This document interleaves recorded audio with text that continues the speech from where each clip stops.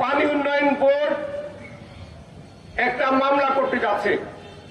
যাদের বিরুদ্ধে মামলা হবে আমাদের অফিসার ইনচার্জ সখীপুর থানা 24 ঘন্টার মধ্যে তাদেরকে অ্যারেস্ট করে এলাকায় প্রমাণ করে দিবেন। অন্যায়কারীদের বাঁচার কোনো সুযোগ নাই।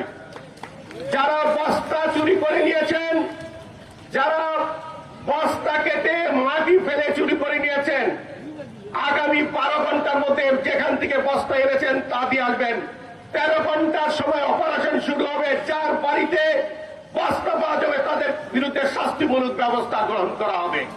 কোন অবস্থাতেই কোন অন্যায়কারীকে ছাড় দেওয়া যাবে না। রাষ্ট্রের সম্পদ নিয়ে হলিউড খেলা যাবে না। দেশের মঙ্গলের জন্য রাষ্ট্র টাকা খরচ করবে, আর আপনারা বস্তা ছিঁড়ে কেটে এনে নিজেদের ব্যবহার করবেন, সেই সুযোগটা নেই। মাথায় রাখতে হবে রাষ্ট্রের সম্পদ রাষ্ট্রের কাজেই ব্যবহার হচ্ছে, সেখানে আপনি উঠায় নেওয়ার কোন সুযোগ নেই। আপনাদেরকে অনুরোধ করি, 12 তারিখের একরকম দেশ চলছে, 12 তারিখের পরে আরেক রকম ভাবে দেশ চলবে। মনে রাখতে হবে